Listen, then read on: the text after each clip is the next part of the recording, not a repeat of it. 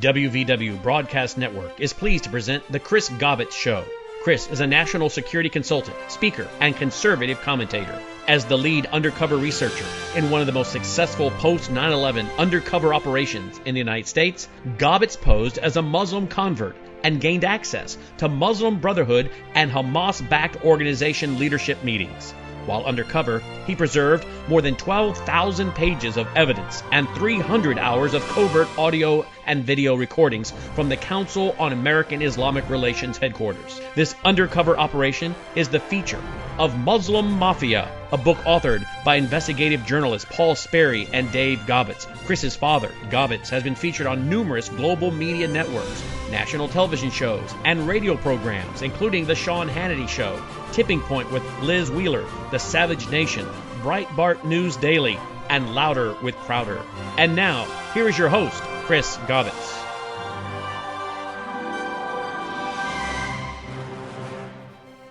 This is Chris Gobbett coming to you from the WVW Broadcast Network studio, and we have an incredibly important show for you tonight.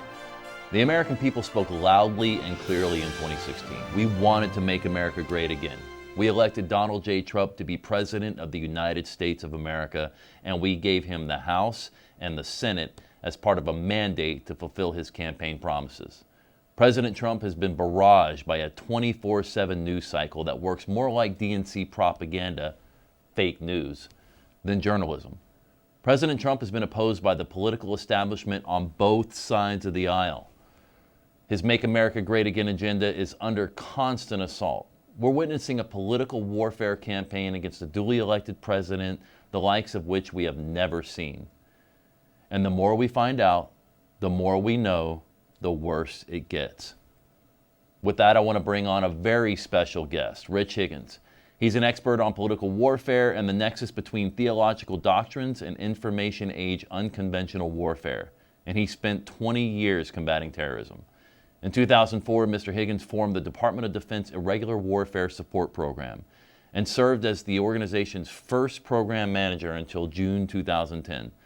Mr. Higgins has advised the White House, Congress, and foreign governments on strategy, technology, and terrorism-related matters. He was also on the National Security Council under President Trump. Rich, thank you so much for joining us today. We have got a lot to talk about, but let's start with what I think of and consider to be one of the most important documents that was written under President Trump's administration, and that was what's known now as the Higgins Memo, but it was a 2017, it came out in May 2017. It was a political warfare memo where you outlined some of what President Trump was up against. And for people that don't really have an understanding of that memo and haven't read it yet, I highly encourage you to find that memo. You can Google Rich Higgins Memo, political warfare memo, and read it. But for a little bit of background, Rich, walk us through what prompted you to write it and some of the highlights in that memo. Hey, Chris. Well, good morning. Thanks for having me on. I think that the simplest way to put it is we hear a lot of talk about the deep state, and in my mind, the deep state is simply the institutional government and the power that rests in these government institutions.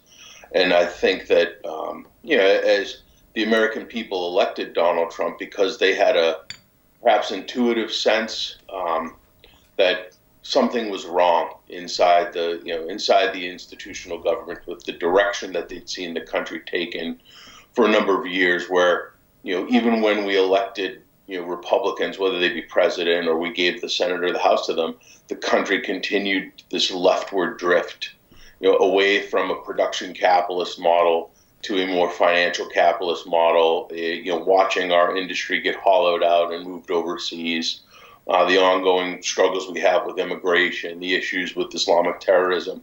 And I think that President Trump distinguished himself from the establishment's candidates, both Republican and Democrat, really at the first Republican debate. Remember where I think it was Megyn Kelly asked, "Will you support the candidate of the party?" And I think it was Trump who either didn't. He was the one guy who basically said no. Depends on what the candidate stands for. So he created it was a de facto third-party candidacy where he hijacked the Republican establishment's vehicle and took that for a ride, right? Right. And I think he came in and he was inaugurated in January, but even folks like myself who knew that the institutional resistance would be substantial recognized that, okay, he's going to be the duly elected president. People will, they'll fall in line within reason. Of course, you'll see some of the political gamesmanship that normally goes on.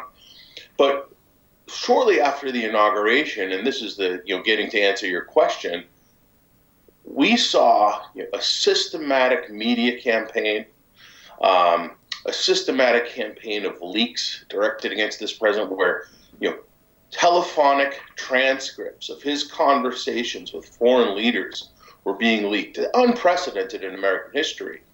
And as more and more facts and more data points began to become available, and as I began my stint on the NSC, it became clearer and clearer that this was an orchestrated campaign. And at the time, I didn't know this, what we now know as Operation Crossfire Hurricane, but I was trying from within the institutional government to provide the information to the president and was unable to do so. So working with a couple of other folks, some former FBI senior leaders and current FBI senior leaders, as well as some folks from outside the administration, we collectively put together the memo. Well, it bears my name. It has the imprimatur of more than just my own knowledge and observations in it.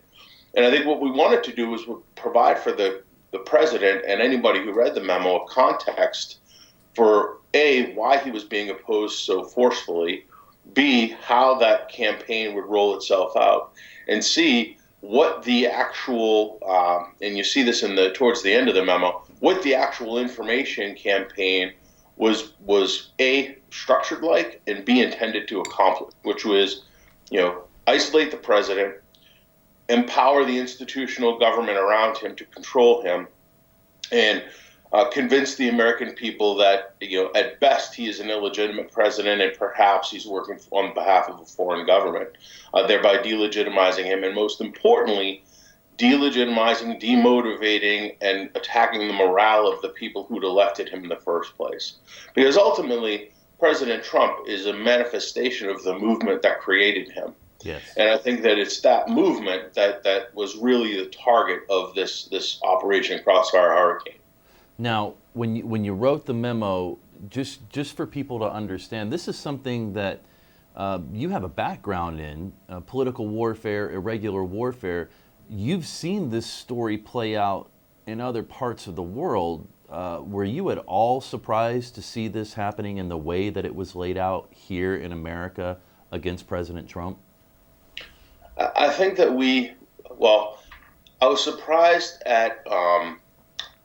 I was surprised that it was happening. I think at the time, I have to go back 2-3 years now.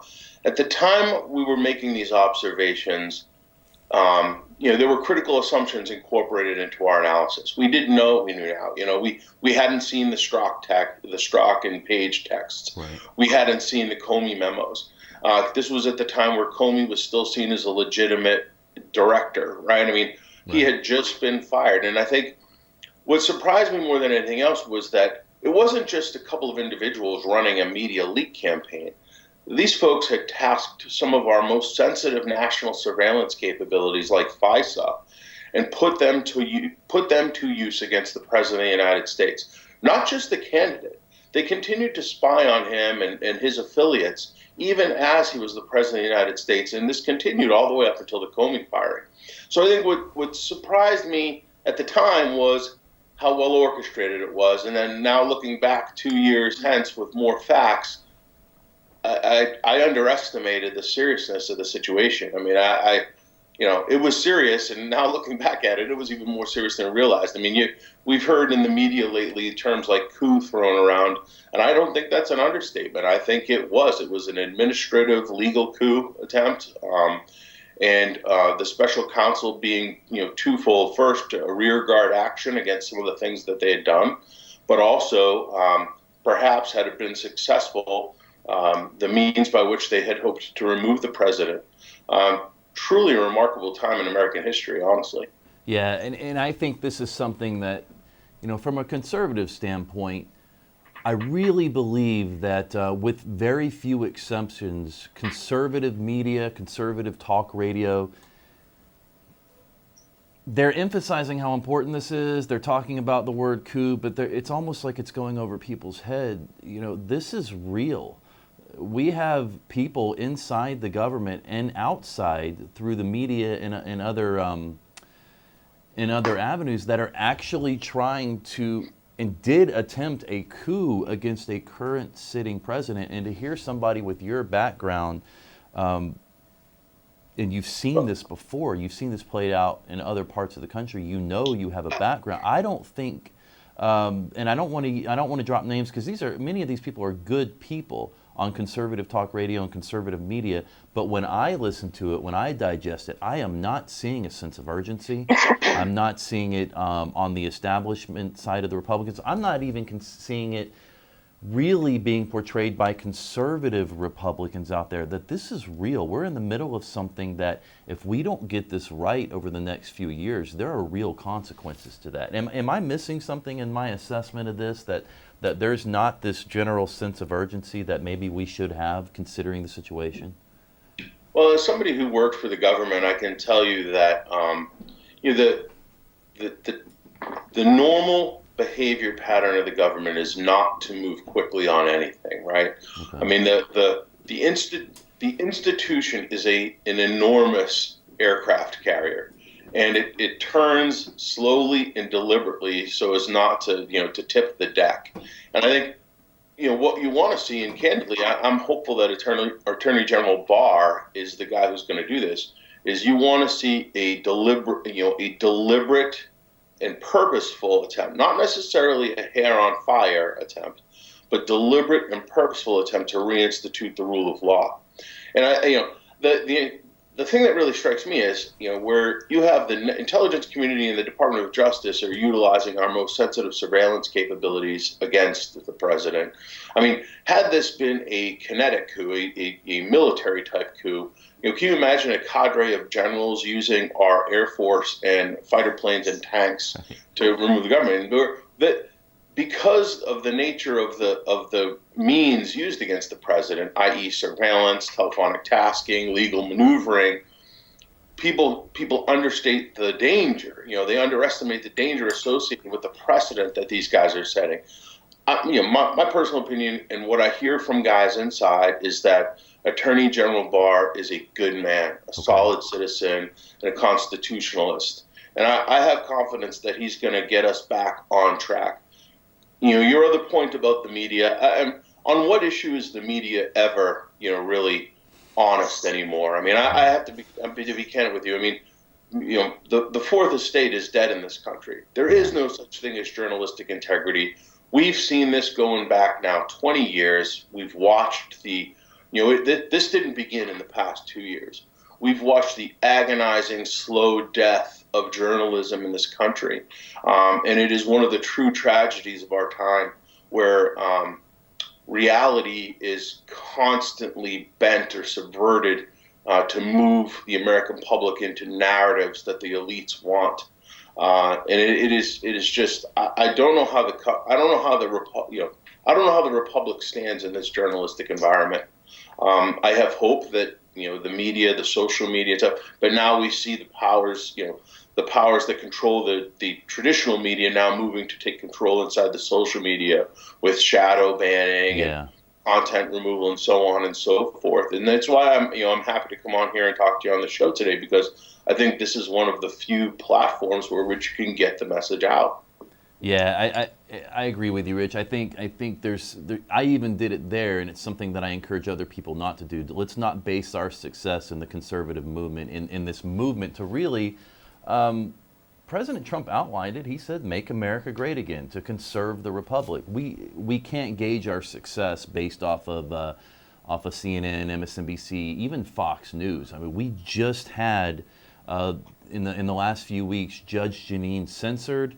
We had Donna Brazile brought on to Fox News, and then we had Paul Ryan added to the board at Fox News. So we can't gauge our success as far as getting our message out based off of any of these traditional media outlets, which is why I feel that it's so important to have platforms like this.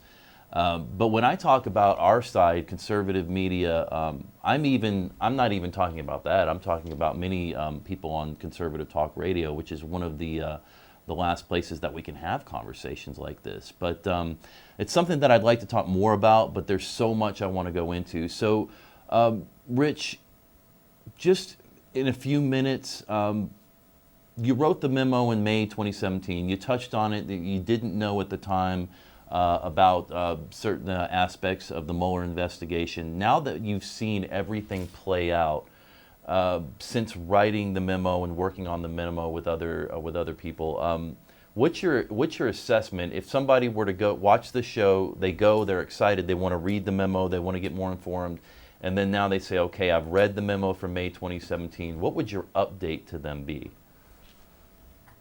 I think I probably am due to write one, okay. For starters. So I think that's a good prompt. It's a lot. I think in a nutshell, I think we could kind of check the block on, yes, we were correct on the subversive aspects of it. Yes, we were correct on the infiltration aspects of it.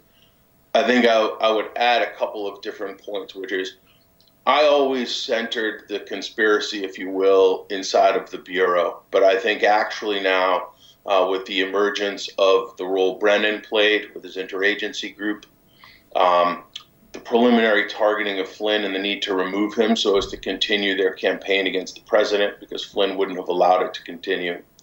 We found out just in the past few days that Andrew McCabe purposefully went to Mike Pence as the vice president and asked Vice President Pence to intervene on the FBI's behalf as part of the campaign. I think, if I were to write an update to it, the update to it would be that the president has, he has survived the administrative portion of the attempt to remove him. The appointment of Barr is a step in the right direction. And the next 6 months are critical because it's in these 6 months that the president will move to reestablish the rule of law.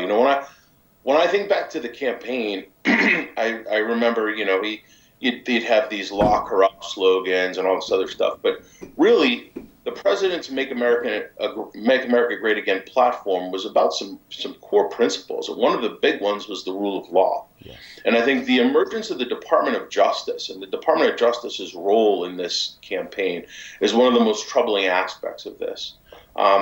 I'd like to see a lot of focus. If I were going to steer a special counsel, or I were going to steer the Attorney General to look deeply in a specific area, I would ask him to really focus on Nellie and Bruce Orr and Christopher Steele and their relationships with Russian intelligence. Nellie Orr she's kind of she's like the shadow in behind a lot of this. She touches the Justice Department. She touches the CIA. She touches Fusion GPS. She's, spent significant amount of time with the blessing of the Soviet Union in the former USSR in 1989. And then the thing that really jumps out at me about Nellie Orr is she's communicating with a ham radio, which, for people that aren't familiar with tradecraft, that jumps out at you as in the Cold War, they used to use a system called one-way voice link, where you would transmit in code on ham radio, you're never receiving anything. And so, if I were steering things today, I'd really focus in on her and then build out the onion, if you will, with them at the center of it, not per se the leaders of the institutions of which they had influence. The scale of the conspiracy, I don't think is as large as the American public might imagine. I think in total, it's probably less than 50 to 100 people that really need to be identified. And I'm glad to see, and I haven't been briefed or read into any of the classified work that they're doing, but I know that Devin Nunes has begun dropping criminal referrals over to the Justice Department. That's a key point that the American public needs to focus upon right now, because how the Justice Department reacts to those criminal referrals will tell us whether or not we're going to bring back any semblance of the rule of law. Well, and you touched on something, for those of you that are watching WVW-TV.com, in a few episodes, watch out for it. I'm going to be having a conversation with Diana West, who just came out with the book, The Red Thread, and we are actually going to dive into Bruce and Nellie, or what Rich was, the people Rich was just referring to. So tune into that when we release that. So speaking of The Red Thread, let's move into a little bit. The Red Thread is a book about the ideological drivers, the Marxist drivers behind the anti-Trump conspiracy that Diana West just authored. She's an investigative journalist. She wrote a great book called American Betrayal. And you had a great, there's a great panel that you were on with Frank Gaffney from Center for Security Policy, and Center for Security Policy Press released that book, The Red Thread. Let's talk about those ideological drivers that are involved in the anti-Trump conspiracy. Dialectical materialism.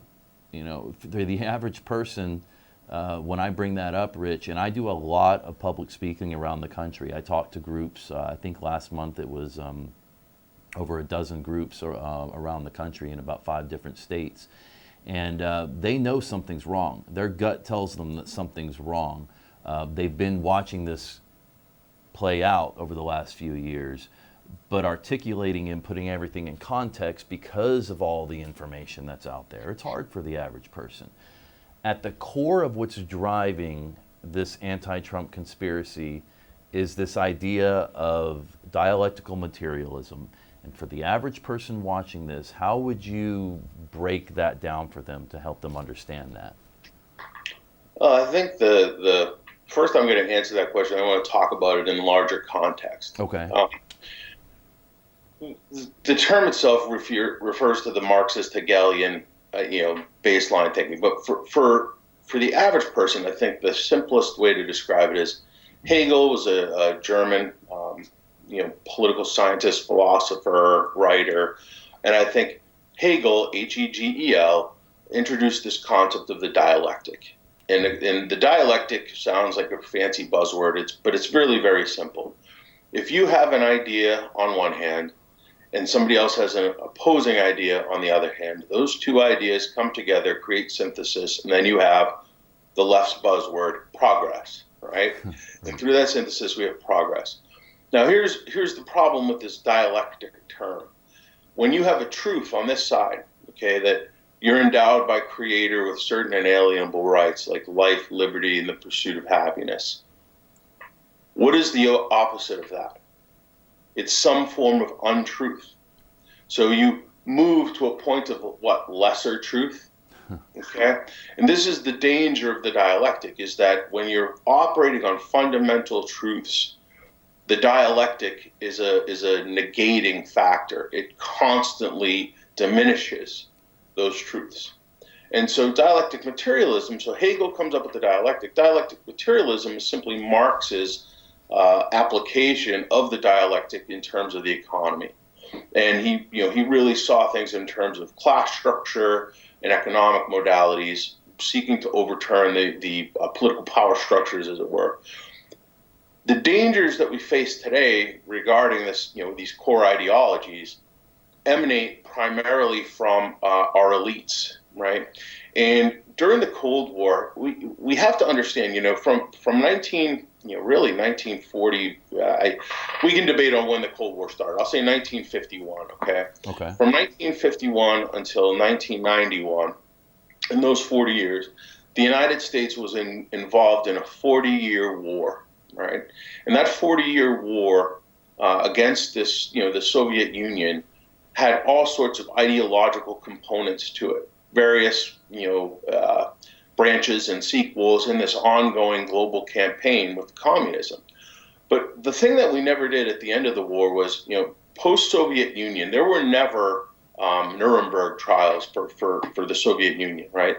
Those communists drifted back into society. And if you look at the Russia of today, it's led by a former KGB officer. Right. And I think what President Trump detected, and I think what the MAGA movement about was, we saw going back into the 50s and 60s a concerted, massive effort on the part of the Soviet Union to influence the United States. And they targeted specific groups here, student and youth groups, labor groups, media, I bang on my table with that one, media, and elites, right? The universities. And all of those institutions, and there are exceptions, I'm not saying every single one, but all of those institutions as a collective now really push the left's agenda. And when I say the left, I'm talking about the dialectic materialist agenda. And this manifests itself in schools where, ideas from, for example, the transgender movement, ideas that 40, 30 years ago would have been scoffed at by our grandfathers and our fathers' generation are now shoved down the throats of 7, 8, 9-year-old children in public schools in America. And so where these ideas really are planted is they're deep inside American culture now, because what's happened is the Soviet Union was so effective with their influence campaigns that they moved what would be considered traditional America to the left. So this entire drift leftward, and if you recall in the memo, I specifically linked to in a segment of an interview with Yuri Bezmenov, ran Soviet influence operations. And the purpose for doing that was to show there is an ideological component to this that exists in a way that most people don't conceptualize warfare in terms of the ideas being propagated to their children, but it is a form of warfare. And so what I worry about today is our national security institutions have largely dropped their capacity to conduct this form of ideological warfare. And as a matter of fact, it's so poor right now that they're incapable of even recognizing it. And lo and behold, Diana West has now written this book, The Red Thread. And I'm happy to say that she asked me to do a peer review on it before she published it. And she'll tell you herself that it is a preliminary, it is the beginnings of a wider investigation that needs to take place. But just a couple of short little excerpts, and ideas to kind of throw at the audience. Number one is John Brennan is admitted communist. Okay, he admitted he was a communist in his interview to join the CIA, yet he still joined the CIA. Christopher Steele, also known as an admitted socialist while he was at Oxford. Nellie Orr, studied inside the Soviet Union, fluent in Russian, lots of ties that I'll leave those hanging. That's a part of the book that's really worth reading based on, and I said earlier, Nellie's central to this whole thing, and she's not a central character in the media's discussions of it. The things that jumped out at me were James Comey also admits in an interview with the New York Magazine to having been a communist. And then we have the most communist of all, right, Barack Obama, who ran on the platform of being a community organizer. And anybody who's ever read Saul Alinsky recognized back in 2007, 2008, when he was running for office, he was saying he was a community organizer. Well, that's Saul Alinsky's term. It's a communist community organizer, right from his book Rules for Radicals. And so as people start digging into this, they're going to find an amazing, for me anyways, it was an enlightening experience, because it showed that there was, and the reason they were so aggressive about this is that as President Trump sought to return America to itself, bring America back to its sense of self, he was a tremendous threat to them, and a tremendous threat to the power structures they had laid out in place over the past 30 or 40 years.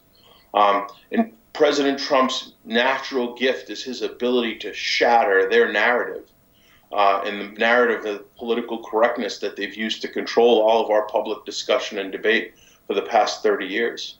Well, and speaking of controlling our discussion and debate, whether it's throughout the national security apparatus or even just the general public, try bringing up the term cultural Marxism, international socialism, scientific socialism, dialectical materialism. Nothing. Falls on dead ears for the most part. And from my perspective, that's a direct result of an information campaign that's been going on for decades. You can't defeat an enemy that you do not understand and you do not define. And my hope, my prayer, well, it's why I do what I do, I know it's a big reason of why you do what you do, is that we can get the right people, and then the American people, the people that voted for President Trump, the people that want to make America great again, to understand that we have real threats, real ideologies whose sole purpose is destruction. Bernie Sanders said something interesting just in the last few days. He said that what was radical 5 years ago is mainstream today. And then he went on to call President Trump a racist, xenophobic, homophobic, sexist, all in one sentence. He got them all in there within a few moments. This is real, and it feels to me like, looking at this from 30,000 feet up, that we've got that certain movements are coming to a head right now, and we as American people have to get a movement going to reclaim our country, or it's a real possibility that we lose this republic. Any thoughts on what I just said there, and anything you want to add to that? I think that, the danger in speaking the truth too forcefully is that, it falls on ears that kind of see you as hyperbolic. I think the reality is that we do and have had two movements operating inside the United States since, really, I think, the Tea Party, right? Mm-hmm. Prior to the Tea Party movement, the left was rolling over us. They were unchallenged. They made tremendous strides, from the 1960s up until 2009, 2010, whatever time the Tea Party really began. And I think that the movement that put President Trump in office is still alive and well. I would argue that it's presently leaderless in a way. The duties of being the president and then the political comings and goings of being in office have really kind of taken the president himself out of that leadership role. I think at the same time, the American public is well and aware, that being that, the folks who elected the president is well and aware that something is afoul right now. Right. If there's one real blessing of President Trump's election, it is that he's forced their hand, right? And in so doing, he's made what was previously seen as, you're McCarthyite, or you're a conspiracy theorist. Now people can see it laid out in front of them if they just take the time to look.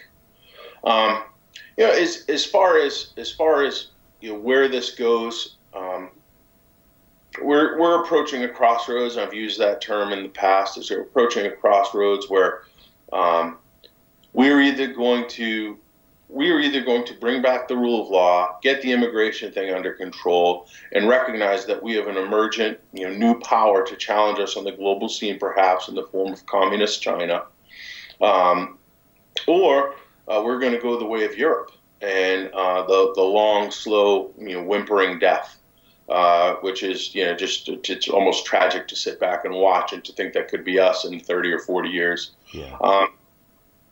I don't know if I answered your question like the way you wanted me to. No, I just want you to. Crossroads. No, I mean, it's a good discussion point, and I really, there's no right or wrong on any of this. I mean, in many ways, we've seen this play out, and yet we've never seen anything like this play out. We've seen certain events transpire over the last 100 years around the world play out with similar movements, but this is all new to everybody, and so.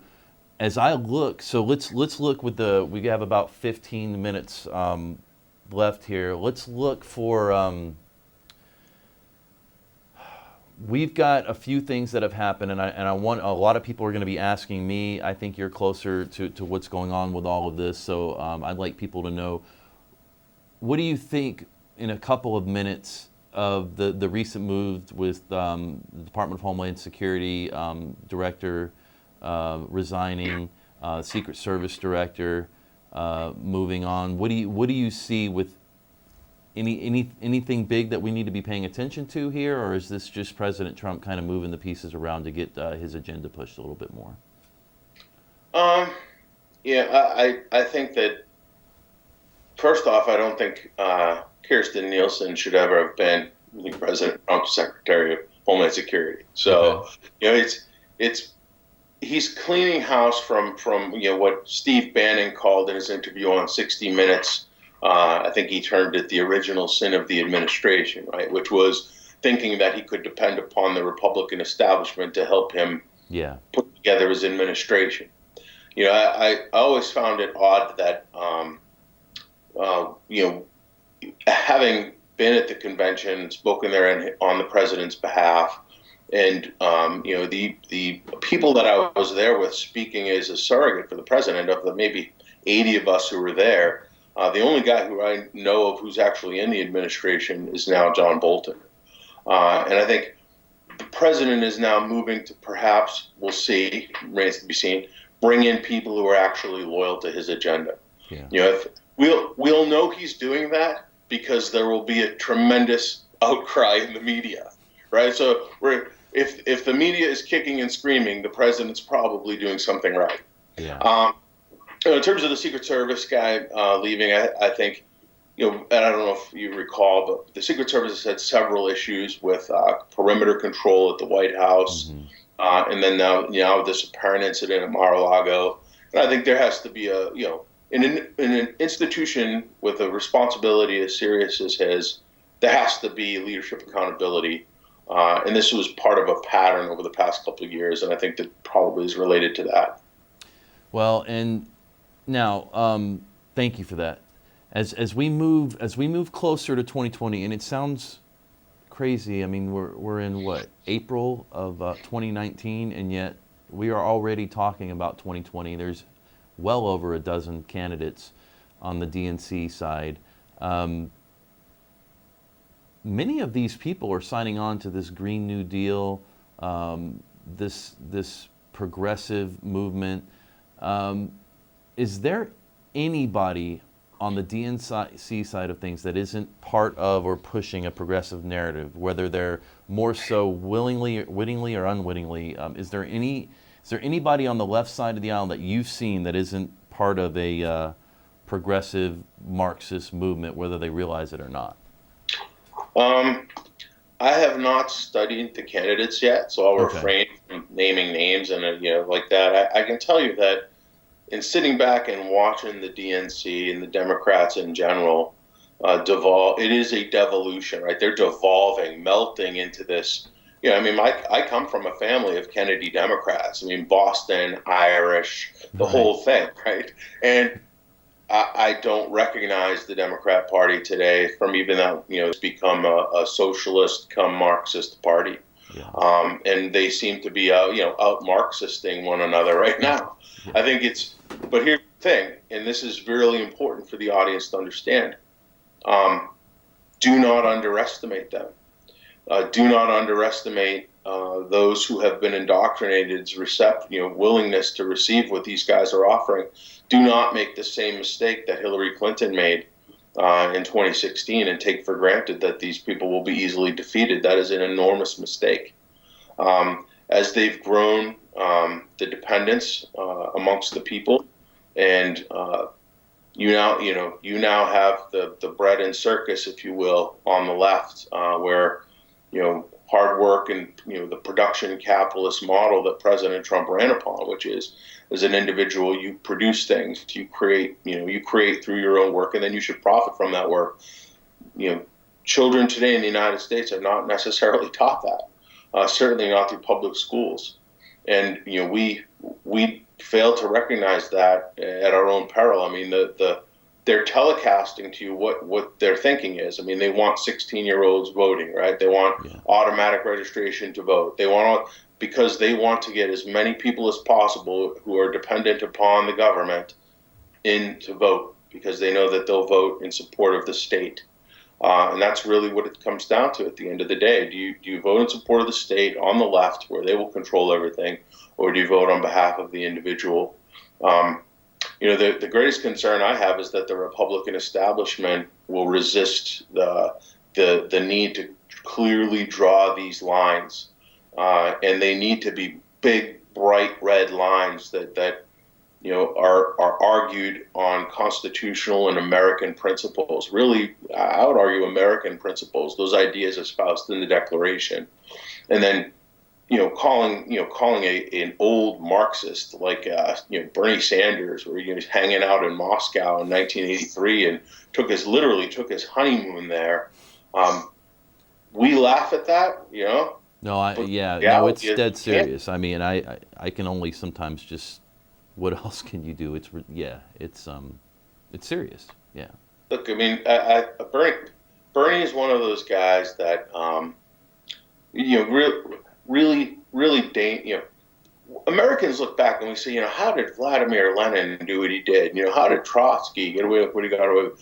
We fail to sometimes remember that, a lot of these ideas were born not in, some distant Stalingrad. They were born in New York City. Right. Lenin left from New York City. He's like an Upper East Side guy, right? I mean, he went there. They're popular. They're cool. They're cool until you challenge their authority, and then they turn the power of the state against you. And what scares me as somebody who's worked on the terrorism issue for so long, particularly fact-based analysis of the Islamic threat, is we already see a lot of the mechanisms of that totalitariat being put in place. Where you have statutory and regulatory reform take place, and they create things like the Department of Homeland Security. And then you see the Muslim Brotherhood helping write the regulations and the laws associated with it. And then you see this countering violent extremism program take place, which is two really distinct things. On the one hand, it's a counterintelligence program to take down folks like us who want to be factual in our analysis. On the other hand, it's a legal paradigm that defines not the Muslim Brotherhood or Al Qaeda or Islamic State as the terrorists, but it defines us, constitutional defending, Americans. And if you go and you read the CVE, you see that as, I guess what you'd call it says anybody who will use violence to defend their beliefs. Well, as a former soldier, I took an oath to use violence to defend my beliefs. So, and then you see DHS, the first thing they do is they name veterans as that threat. Here's where I'm going with this, to bring it back to Bernie. Bernie seems like the lovable old man. And that may be the case. He might be the nicest guy in the world. But the reality about what he believes in always leads to despair, totalitarianism, and a state of hostile dependency. The abuser's state of hostile dependency, where the state rules everything. And he won't be around to see the outcome, right? So he doesn't really care anymore. Now this is a guy, along with other folks on the left like Swalwell and others, that when I see them on TV, these guys are central casting from the Soviet Union circa 1972, right? And the American public just sits there and says, well, I like some of what these guys are saying, but something's off. When you watch folks like Swalwell or Adam Schiff or Bernie Sanders or Kamala Harris, there's something off about them. And I think instinctually, most Americans recognize something that's un-American, right? That's something that's un-American at its core. We may not be able to articulate it per se. It's the inverse of what we see overseas. As somebody who's been overseas a bunch of times, there are Americans in places like Iraq and Afghanistan, right? They're Americans because they believe in the American idea. While they don't exist inside an American government, and certainly not the United States government, they believe in the American idea. And we need to get back to that understanding. So when you see these politicians on TV and they're espousing all these, if what they're arguing for creates a bigger government, a more powerful government, a more intrusive government, you have to question yourself, what is the end state here? And I think that's really what it gets down to, is that thinking ahead. Somebody asked me this about our immigration policies, and while today we may not suffer under and don't take me the wrong way here, you've got the families who've lost loved ones due to illegal immigrants and so on and so forth. But over time, the cultural erosion that's going to take place and the societal norming that's going to take place, because we're doing such a poor job of even integrating and assimilating the immigrants that we are taking in, it's the future generations and our posterity that are going to suffer. And so as we kind of meander through the issues at hand, I think the president is right in that we need to return to our core essence. And I think when he says America first, that's really what he's talking about. is understanding what America is. And he's invoking first principles, right? It's like Socrates, know thyself. And from that, we can move forward again. Yeah, and you brought up something that, we have to always remember when we're talking about Marxism. We're talking about ideologies, whether it was under Lenin, Stalin, or Mao and others, that killed tens of millions of people. And we've got people right now that are espousing those same ideologies. And what's really alarming, and should be alarming, is this throwing around of labels, fascist.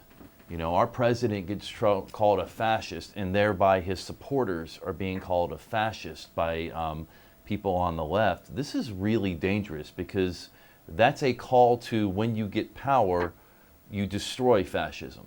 And we just saw something, Madeleine Albright, former Secretary of State, just came out with a book warning, and the title is Fascism.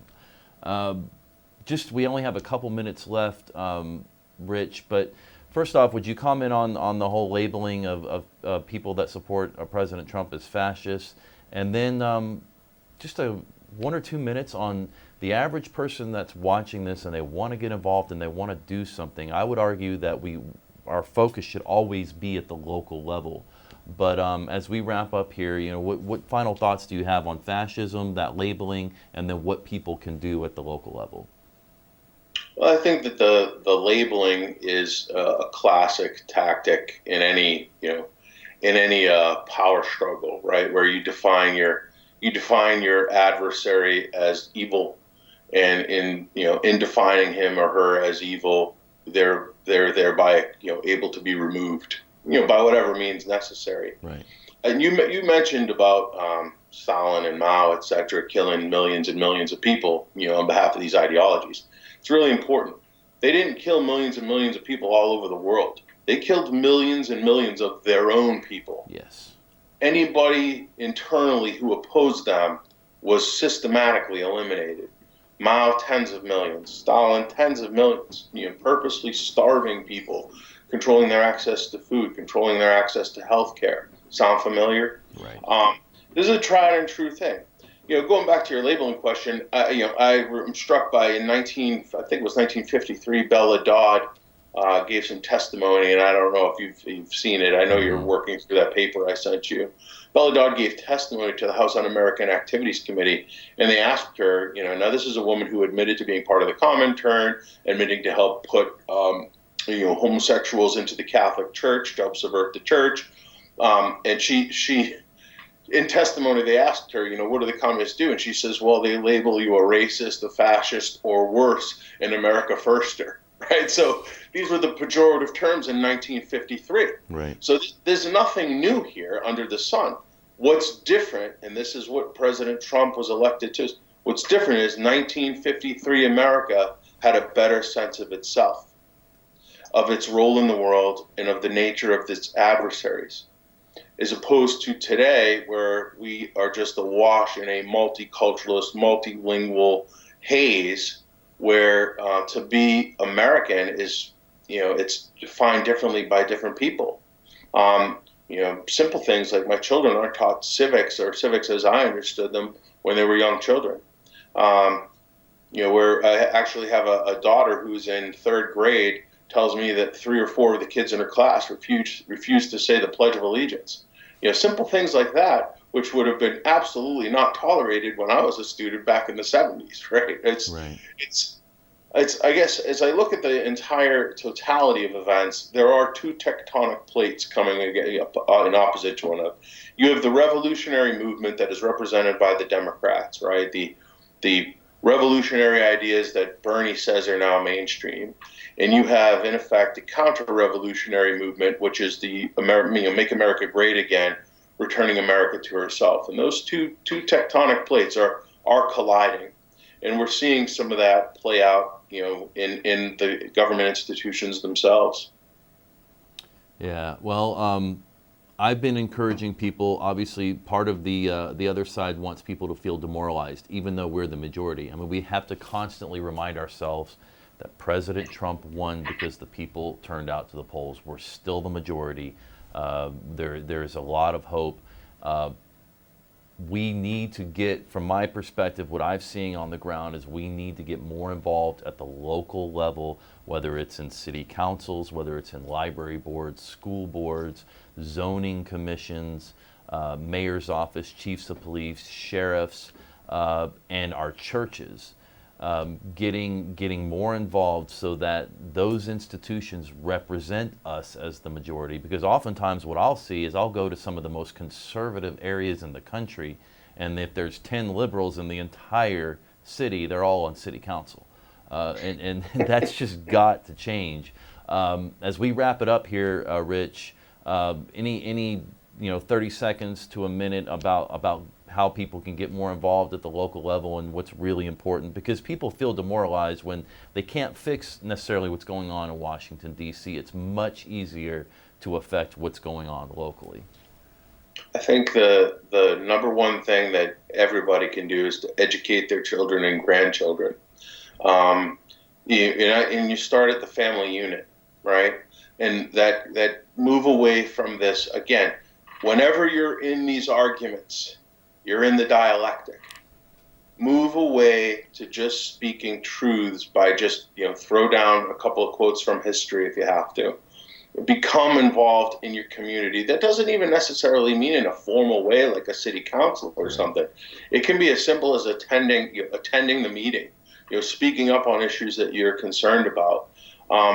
And sometimes that involves just you showing up. Right, and I think that the last thing is, and I think the thing I think is probably most important is, get back to core Americana. That means faith, that means family, and that means rule of law, and do it in your own life and be an example to those around you. Most of the people who are brought into the left are done so in a form of indoctrination that begins when they're small children, that people who are critical thinking enough are able to break out from after they're about 17, 18 years old. Work with your children. Justice Thomas said to me once, he goes, you have to treat your children like you're sending them out on the road and you're the car wash. Right? So as they come back from their Marxist experience, you have to basically wash that off of them. And I thought that was kind of funny. But again, it all goes back to state and local, family. I'm not advocating for collective action. I don't think that's the right answer, is to become like the left. No, that's not the right answer. The right answer is to become a participant, become a citizen. Don't sit at home on your computer and expect things to change. It doesn't work that way. Oh, man, you nailed it. I'm always arguing that a face-to-face interaction is much more valuable than thousands of likes on Facebook and retweets on Twitter. Rich, thank you so much. I know you're incredibly busy. Thank you so much for taking time to talk to us today. It really means the world to me and the people that are watching. This is important. It matters. And I just want to thank you again for coming out and speaking to us today. Chris, my pleasure. You have a good one. Thank you. You too, Rich. Take care. All right. Well, we've what an incredible interview and experience. Rich Higgins has worked so hard to protect this republic.